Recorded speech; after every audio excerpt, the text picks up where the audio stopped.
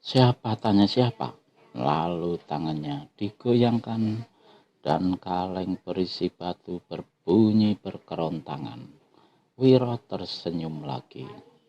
Namaku Wiro. Aku dalam perjalanan ke Paritsala. Apakah aku menempuh jalan yang betul? Perlahan-lahan orang tua itu putar kepalanya dan memandang Wiro Sableng dari atas sampai ke kaki. Ah, melihat kepada air mukamu, rupanya kau tengah mengkhawatirkan tentang suatu barang yang hilang. Dan habis berkata begitu, orang tua ini kerontang-kerontangkan lagi kaleng di tangan kanannya. Tentu saja Wiro Sableng terkejut mendengar ucapan si orang tua dan menduga-duga siapa adanya manusia ini. Coba ulurkan tanganmu, tangan kirimu. Si orang tua tiba-tiba memerintah. Wiro Sableng meragu seketika. Dia tidak kenal dengan orang tua itu dan disuruh ulurkan telapak tangan kirinya. Mau apa? Namun akhirnya karena ingin tahu, Wiro pun ulurkan tangan kirinya. Si orang tua memperhatikan telapak tangan itu. Lalu dengan telunjuk tangan kirinya diikutinya guratan-guratan garis pada telapak tangan pemuda itu. Wiro Sableng terkejut sewaktu jari telunjuk itu menyentuh telapak tangannya. Telapak tangannya seperti ditindih oleh sebuah batu yang besar, yang ratusan kati beratnya. Tahu kalau orang hendak mencoba kekuatannya, maka Wiro segera kerahkan tenaga dalamnya ke telapak tangan kiri itu. Si orang tua terus juga mengikuti garis-garis pada telapak tangannya, dan Wiro merasa tangannya tergetar hebat. Dia lipat gandakan tenaga dalamnya, keringat dingin berpercikan di keningnya, dan sedikit tenaga dalamnya ditindih hebat oleh tenaga dalam si orang tua. Bagaimanapun dia mempertahankan, pastilah telapak tangannya akan terpukul ke bawah. Namun di saat itu, untunglah si orang tua menarik ujung jarinya, dan sambil batu-batu dia berkata, "Orang muda, masa depanmu penuh rintangan dan kesulitan-kesulitan. Kulihat garis-garis di telapak tanganmu itu penuh dengan garis-garis bahaya yang selalu mengikuti perjalanan nasibmu. Tapi kau tak perlu khawatir. Bagaimanapun sulitnya, bagaimanapun besar bahaya, kau kelak akan berhasil melewati semuanya." Orang tua aneh kerontangkan kaleng beberapa kali, lalu meneruskan. Garis percintaanmu tidak begitu bagus, disebabkan karena kau punya sedikit sifat mata keranjang dan tidak boleh lihat perempuan cantik. Kaleng berisi batu berkerontang lagi. Wajah Wiro kelihatan merah menjengah, dan si orang tua bertanya, "Kau tengah menuju ke Paritsala?" "Betul, orang tua," jawab Wiro. "Kunasihatkan agar dibatalkan saja." "Memangnya ada apa?" "Kesulitan, kesulitan. Kau selalu ditunggu kesulitan dan bahaya di mana-mana. Tapi seorang kawanku menganjurkan aku pergi ke utara," kata Wiro yang ingat akan petunjuk yang diberikan dewa tua. Orang tua itu tertawa tawar sambil kerontang-kerontangkan kalengnya, lalu hendak meninggalkan tempat itu. "Orang tua, kuucapkan terima kasih atas petunjukmu. Sebelum berpisah, sudilah kau terangkan namamu." Orang tua itu kerontang-kerontangkan kalengnya, dan dengan melangkah acuh tak acuh, dia meninggalkan Wiro Sableng sambil bernyanyi. Orang-orang menyebutku si segala tahu, tapi betapa tololnya aku. Namaku sendiri aku tidak tahu.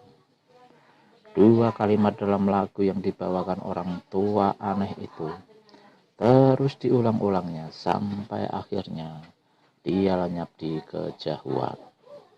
Wiro Sableng berdiri terbengong-bengong.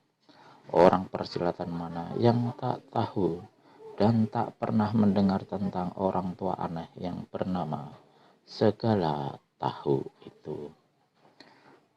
Ilmu silatnya tinggi, tapi jarang dipergunakan. Dia mengembara kemana-mana, tapi jarang bisa ditemui orang. Jika dia berpapasan dengan seseorang, pastilah dia akan mengatakan sesuatu. Dan apa yang dikatakannya itu selalu betul. Itulah sebabnya dia diberi nama segala tahu oleh orang-orang dunia persilatan. Wiro merasa beruntung sekali dapat bertemu dengan orang tua itu. Dia segera melanjutkan perjalanan. Di satu persimpangan jalan, dia hendak membelok ke kanan, yaitu sesuai dengan petunjuk si segala tahu, agar jangan terus ke Paritsala. Belum lagi dia sempat membelok ke kanan, di belakangnya terdengar derap kaki-kaki kuda dan gemeletak suara kereta. Wiro berpaling. 10 orang penunggang kuda hitam memacu kuda masing-masing dengan cepat, mengawal sebuah kereta putih yang ditarik oleh 2 ekor kuda putih. Debu mengepul sepanjang jalan. Rombongan itu terdiri dari penunggang-penunggang kuda berpakaian hitam. Pada bagian dada baju mereka terpampang gambar kepala burung Garuda. Pada bagian samping kereta putih juga terdapat gambar semacam itu. Dan ketika Wiro memperhatikan jendela kereta, sekilas dilihatnya seraut wajah perempuan muda berparas cantik sekali. Kereta lewat dengan cepat, perempuanmu, tapi Wiro masih terkesiap melihat paras jelita itu. Mata perempuan itu laksana sinar bintang timur di malam cerah. Wiro memandang ke jurusan lenyapnya kereta, dan lupalah Wiro akan ucapan si segala tahu tadi. Tanpa sadarinya, dia telah menempuh jalan yang ditempuh rombongan itu. Hari telah petang. Sewaktu Wiro Sableng memasuki Paritsala, di hadapan sebuah bangunan berbentuk panjang dilihatnya kereta putih tadi. 10 ekor kuda hitam pun tertambat di halaman. Karena bangunan itu adalah rumah penginapan, maka Wiro Sableng pun segera menuju ke sana. Baru saja Wiro berdiri di tangga bawah pintu penginapan, seorang pelayan muncul. Umurnya sudah lanjut. Orang muda, apa kau berniat menginap di sini? Betul, sahut Wiro. Sayang sekali, seluruh kamar sudah disewa orang. Seluruh kamar, ujar Wiro Sableng heran. Dia menggoyangkan kepalanya ke arah kereta dan kuda-kuda hitam di halaman. Apakah rombongan pemilik kereta itu yang telah menempatinya? Ya. Berapa jumlah kamar di penginapan ini? 16. Mengapa? Rombongan itu jumlahnya tidak sampai 16, kata Wiro. Pasti ada kamar yang masih kosong untukku. Sudah kubilang, semua kamar diambil oleh rombongan itu. Majikanku memerintahkan agar menolak siapa saja yang hendak menginap di sini. Wiro Sableng garuk-garuk kepalanya. Kalau begitu aku mesti mencari penginapan lain, katanya setengah menggerutu.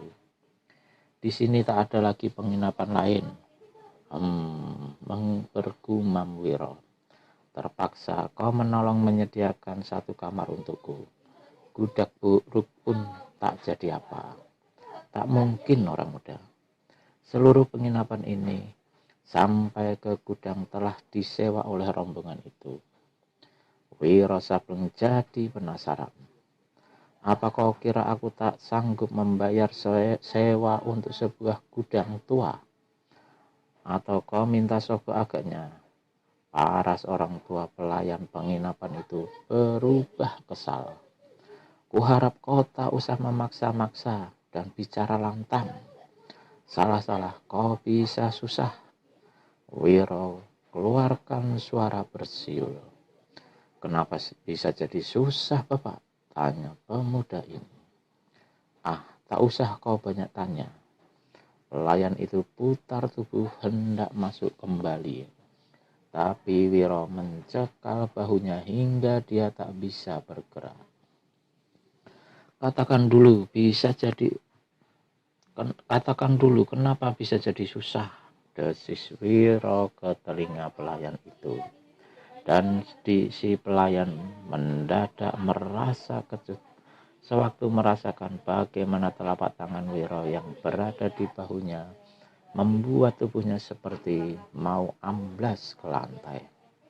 Orang muda, seluruh penginapan ini telah disewa oleh ketua perguruan Garuda Sakti. Dia dan rombongannya tengah menuju ke puncak Gunung Merapi. Di sana akan dilaksanakan perkawinan anak gadisnya dengan seorang pemuda, anak ketua perguruan Merapi. Wiro angguk-anggukkan kepalanya. Dia ingat pada sekilas bayangan raut wajah gadis jelita yang dilihatnya lewat jendela kereta. Sekarang kau lekaslah berlalu dari sini. Kau tahu ketua perguruan Garuda Sakti galak luar biasa. Sekali dilihatnya ada yang bikin ribut di hadapannya, pasti akan kena tamparannya. Dan manusia tampangmu ini sekali tampar saja, pasti kepalamu menggelinding. Wiro tertawa gela-gela. Kurang ajar. Siapa yang berani bikin ribut di sini? Tiba-tiba satu suara garang membentak. Dan sesaat kemudian seorang laki-laki berbadan tinggi tegap sudah berdiri di ambang pintu. Dia berpakaian hitam dan di bagian dada bajunya ada gambar kepala burung Garuda putih. Dia berdiri bertolak pinggang dan beliakkan mata kepada Wiro. Pelayan penginapan berdiri dengan muka pucat. Pemuda hina dina, lekas angkat kaki dari sini. Kalau tidak, kupuntir kepalamu sampai putus. Hak apa kau mengusirku? Tanya Wiro dengan senyum mengejek. Marahlah si tinggi besar. Tangan kanannya dengan cepat diulurkan menjambak rambut Wiro Sableng. Begitu terjambak, segera hendak dipuntirnya. Tapi terkejut si tinggi besar ini bukan alang kepalang. Begitu jari-jari tangannya yang menjambak itu dirasakannya laksana memegang sebuah area batu yang ratusan kati beratnya dan keras luar biasa. Tak sanggup tangannya memuntir. Mampus, teriak si tinggi besar itu seraya sentakkan tangannya. Sekali badannya sekurang-kurangnya, sekali menyentak, maksudnya hendak ditanggalkannya kepala Wiro dari badannya. Sekurang-kurangnya rambut pemuda itu akan berserabutan dari batok kepalanya. Tapi apa yang terjadi kemudian betul-betul tak diduga oleh si tinggi besar. Belum lagi dia sempat menyentakkan tangannya, tahu-tahu satu totokan melanda jalan darah di dadanya. Si tinggi besar mengeluh tertahan. Sebelum tubuhnya roboh tergelimpang dalam keadaan kaku, Wiro cekal kuduk laki-laki itu dan melemparkannya ke sebuah pohon di halaman penginapan. Tubuh si tinggi besar menyangsrang di antara cabang pohon. Tak bisa bergerak, tak dapat turun. Orang itu memaki-maki. Wiro sebaliknya tertawa gelak-gelak dan tinggalkan tempat itu. Sepasang mata yang bersinar-sinar mengintai di balik jendela sebuah kamar penginapan dan mengikuti kepergian Wiro. Ketika dia menempuh jalan menuju keluar kota, Wiro mendengar suara derap kaki kuda datang mendekatinya dari arah belakang. Menyangka bahwa yang datang ini adalah kawan-kawan si tinggi besar, segera Wiro berlindung di balik sebatang pohon. Nyatanya si penunggang kuda adalah pelayan penginapan tadi. Pelayan ini hentikan kudanya di tengah jalan dan memandang kian kemari. Jelas dilihatnya tadi Wiro berada di jalan itu, tapi tiba-tiba lenyap entah kemana. "Hei, kau mencari aku?" tanya Wiro dari balik pohon. Si pelayan tergagap kaget. Wiro keluar dari balik pohon. "Lekas ikut bersamaku," kata si pelayan. "Ikut kemana?" tanya Wiro heran. "Jangan bertanya dulu, kita tak punya banyak waktu. Sebentar lagi anak-anak murid perguruan Garuda Sakti pasti akan datang ke sini. Lekas naik di belakangku. Aku tak percaya padamu, mungkin kau mau menipuku." Di kejauhan terdengar derap kaki kuda banyak sekali. "Lekaslah," kata si pelayan lagi. Parasnya pucat, tanda cemas. Akhirnya Wiro melompat juga ke atas punggung kuda di belakang si pelayan. "Bapak," bisik Wiro, waktu mereka berlalu dengan cepat. "Kalau kau menipuku, aku akan gantung kau, kaki ke atas, kepala ke bawah." Sesaat kemudian keduanya meninggalkan jalan itu dengan cepat. Lewat sebuah minuman teh, pelayan penginapan hentikan kudanya di satu tempat. Hari telah senja dan berangsur gelap. Wiro Sableng memandang berkeliling. Ternyata dia berada di bagian belakang bangunan penginapan. Melihat ini, Wiro menjadi curiga dan segera cekal tangan si pelayan. "Jika bukan bermaksud jahat, kenapa kau ajak aku ke sini?" desis Wiro Sableng. "Kalau aku betul-betul menipumu, kau boleh petot batang leherku," jawab si pelayan. Wiro hendak buka suara kembali, tapi tak jadi. Pintu belakang penginapan terbuka dan dua orang berpakaian hitam-hitam dengan gambar kepala burung Garuda pada dadanya melangkah cepat ke kandang kuda. Dengan menunggangi dua ekor kuda, keduanya meninggalkan bagian belakang penginapan dan lenyap ditelan kegelapan. Suara kaki-kaki kuda mereka juga menyusul lenyap ditelan hembusan angin malam di kejauhan. "Ikuti aku," kata nelayan itu. "Tunggu," jawab Wiro. "Terangkan dulu apa arti semua ini." "Orang muda, aku sendiri tidak tahu apa-apa. Aku cuma diperintahkan. Percayalah, aku tidak menipumu. Siapapun tak ada yang bermaksud jahat padamu." "Dari siapa kau terima perintah dan apa saja perintah itu?" tanya Wiro Sableng lagi. "Kita tak punya waktu banyak. Lekas ikuti aku." Wiro Sableng di belakang si pelayan. Sepasang bola matanya berputar liar, waspada kian kemari sambil melangkah. Mereka masuk lewat dapur penginapan. Suasana sunyi senyap. Satu-satunya makhluk hidup yang kelihatan ialah seekor kucing yang tengah menggerogoti sebuah tulang ayam. Si pelayan dengan hati-hati membuka sebuah pintu yang berhubungan dengan ruangan lain di bagian belakang penginapan. Ternyata ruangan itu adalah sebuah gudang tempat menyimpan segala macam perabotan rongsok. Dari sini nelayan itu membawa Wiro Sableng melewati sebuah ruangan lagi, dan akhirnya mereka sampai di sebuah gang. Pelayan memberi isyarat agar Wiro lebih cepat melangkah mengikutinya. 5 langkah dari ujung gang yang di kiri kanannya terdapat deretan pintu-pintu kamar. Si pelayan berhenti dan berpaling pada Wiro. Bukalah pintu di ujung sebelah kanan itu dan masuk ke dalam. Orang yang kau temui di dalam kamar itu adalah orang yang memerintahkan aku. Wiro Sableng hendak menanyakan. Wiro Sableng memaki dalam hati.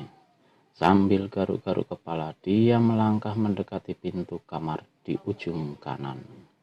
Ketika didorongnya, ternyata pintu itu tak terkunci. Wiro masuk ke dalam dengan cepat dan merapatkan pintu kembali.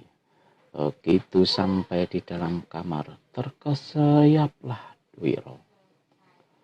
Di hadapannya berdiri seorang dara berkulit kuning langsat berparas cantik sekali. Kedua matanya bersinar laksana bintang timur. Dia berpakaian biru berbunga-bunga merah yang bagus sekali potongannya. Pada rambutnya yang digulung ke atas itu tersisip tusuk konde dari emas yang berukir-ukir kepala burung Garuda. Sang dara melangkah ke dekat Wiro. Dikuncinya pintu kamar.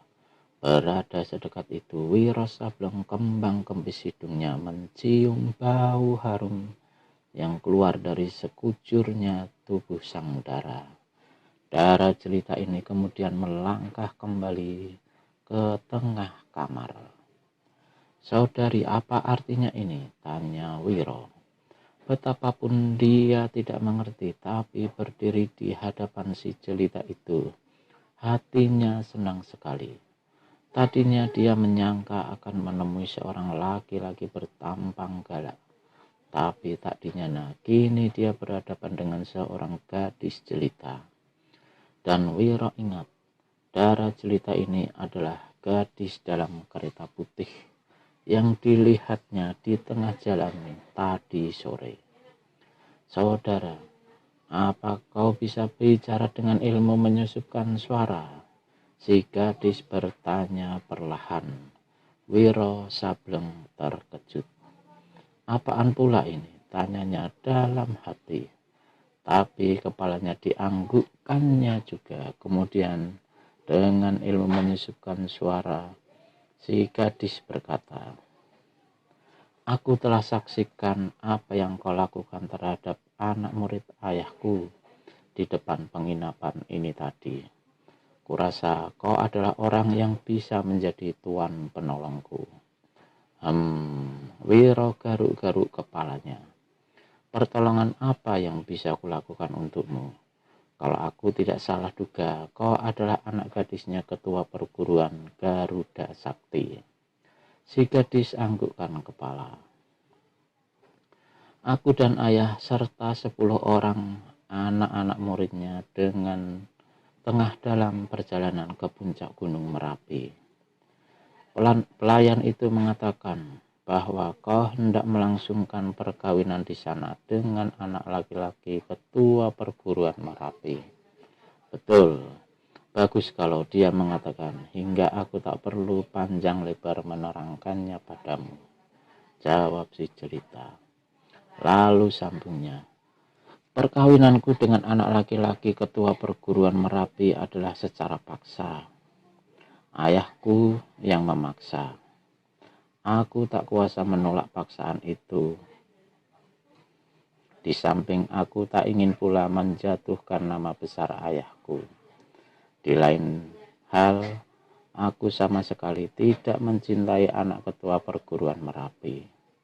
Aku ingin perkawinan ini dibatalkan tanpa memberi malu pada ayah dan juga menghindarkan agar jangan sampai ada pertumpahan darah antara perguruan ayahku dengan perguruan Merapi. Kalau kau tak suka pada anak laki-laki ketua perguruan Merapi dan tak berdaya menolak paksaan ayahmu, kenapa tidak larikan diri saja? Tanya pendekar 212 pula. Kau lihat sendiri, selama 1 bulan terakhir ini, anak murid ayahku menjaga dengan keras. Ayah sendiri bersikap waspada karena mungkin dia juga sudah dapat meraba maksudku hendak lari. Di samping itu, aku khawatir pihak perguruan Merapi menuduh ayahku lah yang telah sengaja menyembunyikanku. Sebenarnya ayah sendiri mendapat tekanan dari mereka. Wiro merenung sejenak. Apakah kau punya kekasih, seorang pemuda yang kau cinta? Tanya Wiro seenaknya. Anak ketua perguruan Garuda Sakti itu kelihatan merah parasnya. Tapi dengan terus terang dia kemudian menganggukkan kepalanya. Parasnya kemudian berubah sedih. Dia berkata, kekasihku telah ditangkap, disiksa, dan dikurung di sebuah gua batu. Dan di mata yang bersinar seperti bintang timur itu, Wiro Sableng kini melihat 2 butir air mata laksana berlian mengambang di kelopak mata si gadis. Lantas apa yang bisa kutolong padamu, saudari? Tanya Wiro. Menolong agar perkawinanku bisa batal. Aku orang tolol, mana mungkin sanggup melakukan itu? Tanya Wiro, seraya garuk-garuk kepala. Sekarang bukan saatnya berpura-pura, saudara. Pertolongan dan budi baikmu tak akan kulupakan seumur hayat. Wiro berpikir, lalu, kau ingin kularikan sekarang? Tanya Wiro mengambil keputusan pendek. Jangan, ketua perguruan Merapi akan salah sangka dan curiga pada ayah. Bukan mustahil, mereka akan mengambil jalan kekerasan. Di samping itu, nama besar ayah akan luntur karena berilmu tinggi dan punya anak buah banyak, tapi tak sanggup menjaga anak. Apalagi menjelang hari-hari perkawinan itu. Ribet juga kalau begini, kata Wiro. Dipijit-pijitnya keningnya. Kapan upacara perkawinanmu dilakukan di puncak Merapi? Lusa siang jam 12 tepat, jawab si gadis. Wiro berpikir-pikir lagi. Baiklah, kata Wiro. Kemudian, aku sudah dapat satu cara yang baik untuk membatalkan perkawinanmu. Aku akan muncul tepat pada saat upacara pernikahanmu. Mudah-mudahan kita berhasil. Sebelum pergi, apa aku boleh tahu namamu? Sang Dara belum sempat menjawab. Tiba-tiba pintu kamar diketuk orang dengan keras. Dan di luar terdengar suara lantang. Permani, buka pintu cepat. Kedua orang di dalam kamar terkejut. Para si gadis pucat pasti. Wiro Sableng memandang berkeliling. Agaknya tak mungkin untuk bersembunyi di kamar itu. Tapi begitu matanya membentur jendela, Wiro segera melompat. Tanpa suara dibukanya jendela itu dan dalam detik itu juga dia sudah lenyap di luar sana setelah terlebih dulu menutupkan daun jendela kembali. Permani, ketukan pada pintu kini berganti dengan gedoran-gedoran.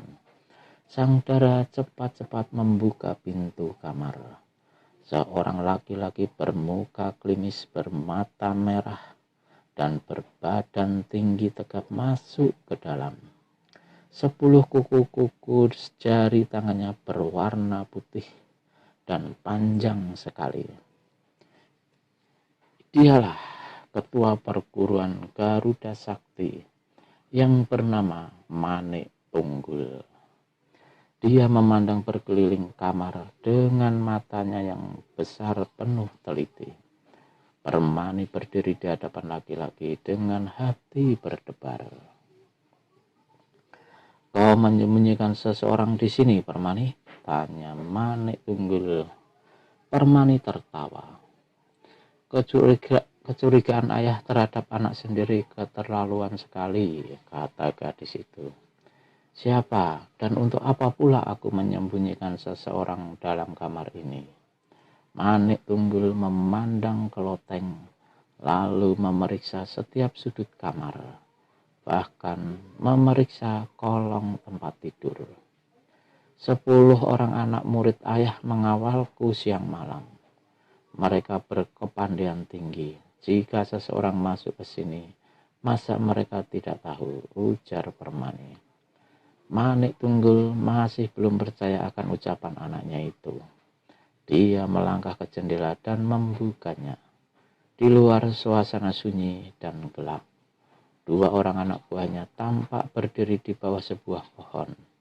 Mereka tengah berjaga-jaga. Laki-laki ini menutupkan jendela kembali.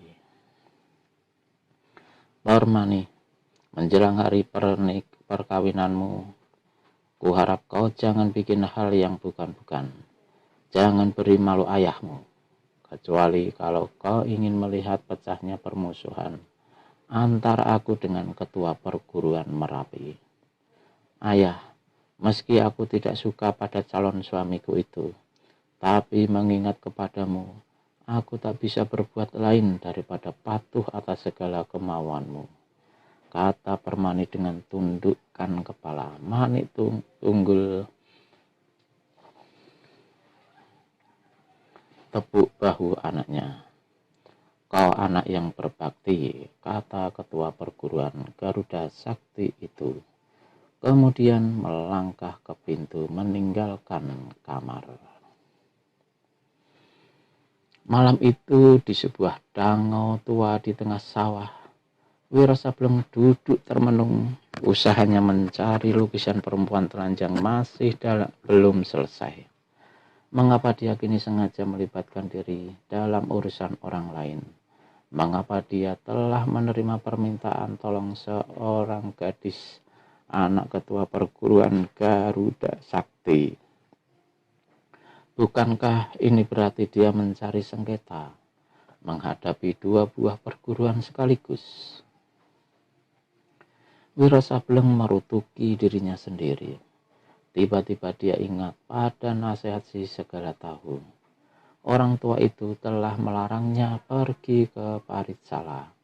Dia tak menghiraukannya dan kini dia terjerumus dalam persoalan rumit penuh bahaya yang sengaja dicari-carinya sendiri. Paras jelita dan senyum menggiurkan anak gadis ketua perguruan Garuda Sakti telah memukulnya hingga bersedia turun tangan berikan bantuan. Dan Wiro teringat pada ucapan si segala tahu.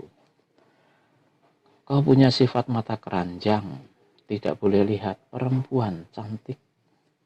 Wiro menyeringai dan sambil garuk-garuk kepala direbahkannya badannya di lantai danau. Dan di puncak Gunung Merapi, sebuah panggung kayu jati yang diberi berukir-ukir serta hiasan gaba-gaba di sekeliling oleh sebuah panggung besar yang lebih rendah dan berbentuk lingkaran mengelilingi panggung kayu jati tadi. Pada bagian sebelah utara panggung berbentuk lingkaran terdapat sebuah podium. Di depan podium ini terletak sebuah pelaminan.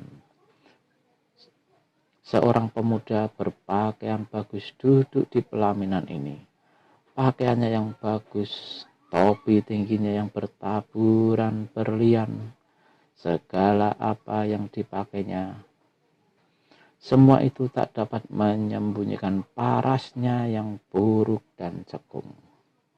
Dialah Sokananta, anak ketua perguruan Merapi, calon suami Permani. Tamu-tamu yang banyak hadir di situ rata-rata adalah orang-orang dunia persilatan dan beberapa di antara mereka merupakan tokoh-tokoh yang disegani. Sebentar lagi pengantin perempuan akan dibawa naik ke atas podium dan upacara perkawinan segera akan dilangsungkan. Sementara menunggu munculnya sang pengantin, maka Tunggul Manik bicara-bicara dengan calon besannya, yaitu Bogananta, ketua perguruan Merapi. Bila bicara pernikahan selesai, para tamu akan dijamu makan dan minum sambil menyaksikan pertandingan-pertandingan silat yang sengaja diadakan sebagai kebiasaan di atas panggung besar kayu jati. Tiba-tiba terdengar suara tiupan 100 buah seruling. Dari sebuah bangunan keluarlah pengantin perempuan, diiringi oleh dayang-dayang. Semua mata memandang kepada sang pengantin ini, tak satu pun yang tak memuji kecantikan paras permani. Dilihat kepada rupa, memang ada juga di antara para tamu yang merasa kurang cocoknya kedua pengantin itu. Tapi memandang kepada nama besar ketua perguruan Merapi, maka ketidakcocokan itu menjadi sirna. Siapa yang tak kenal dengan Bogananta? Siapa yang tak kenal dengan Sokananta yang berilmu tinggi? Begitu pengantin perempuan menginjakkan kaki di atas panggung di depan podium, maka pengantin laki-laki ini pun berdiri dan suara seruling berhenti. Serentak para hadirin pun berdiri pula. Upacara pernikahan segera akan dilangsungkan, dipimpin oleh seorang tua bernama Wararayan. Di kalangan dunia persilatan di masa itu, Wararayan sangat terkenal dan telah puluhan kali memimpin upacara perkawinan. Siapa-siapa yang dinikahkan di bawah pimpinannya, pastilah kedua mempelai akan hidup bahagia. 1 menit telah berlalu. Wararayan belum juga muncul. Para hadirin terutama Bogananta dan Manik Tunggul serta Sokananta kelihatan gelisah. Permani yang berdiri dengan menundukkan kepala juga tampak gelisah. Tapi apa yang digelisahkannya tidak sama dengan apa yang digelisahkan orang-orang di situ. Dia gelisah karena sampai saat itu orang yang hendak menolongnya belum juga kelihatan. Apakah pemuda itu tidak datang atau terlambat, tersesat di jalan atau mendapat celaka? Telah lewat sepeminuman teh, para hadirin mulai berbisik-bisik. Rasa malu yang amat sangat membuat kulit muka Manik Tunggul merah laksana saga. Apalagi karena dialah yang bertanggung jawab mengatur kelancaran upacara pernikahan itu. Di lain pihak, Bogananta juga kelihatan merah parasnya. Tapi bukan karena malu, melainkan merasa terhina. Dalam suasana tegang gelisah itu, tiba-tiba dari balik sebuah batu karang di tepi kawah kelihatan muncul seorang berjubah biru. Manik Tunggul tersirap kaget. Jubah biru adalah pakaian yang biasa dikenakan oleh Wararayan. Apakah manusia ini Wararayan? Tapi kenapa dia muncul dari balik batu karang itu? Dan waktu diperhatikannya langkah si jubah biru ini, terkejutlah Manik Tunggul serta para hadirin. Langkah si jubah biru demikian enteng, laksana kapas diterbangkan angin. Kemudian bila si jubah biru sudah berada dekat, maka tersiraplah darah Manik Tunggul dan semua orang. Si jubah biru ternyata bukan Wararayan, Tapi anehnya, jubah yang dipakainya itu dikenali sebagai Wararayan.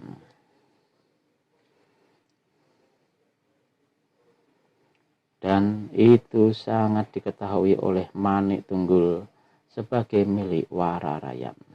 Apa yang telah terjadi dengan Wararayan, di mana orang tua itu berada, dan siapa pula manusia yang datang ini. Si jubah biru memiliki paras yang dilapisi dengan tanah liat. Rambutnya yang gondrong acak-acakan diikat dengan robekan-robekan kain berbagai bentuk dan warna.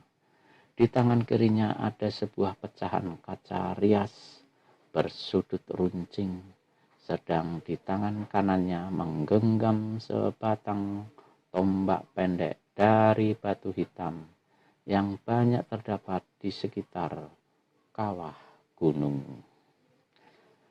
Si jubah biru langsung menuju ke podium. Anak-anak murid perguruan Merapi dan perguruan Garuda Sakti segera hendak turun tangan. Tapi ketua masing-masing memberi isyarat. Semuanya mundur. Namun dalam posisi mengurung si jubah biru. Akan tetapi Permani begitu dia melihat si jubah biru ini, meskipun parasnya kotor bercelemongan tanah liat dan rambut awut-awutan tak karuan, dia masih bisa mengenali.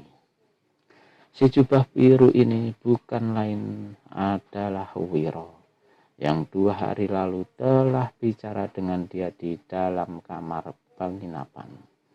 Bukan lain orang yang diharapkannya sebagai tuan penolongnya. Hati Dara ini lega sedikit. Tapi apa-apaan dia berbuat macam orang gila begini rupa.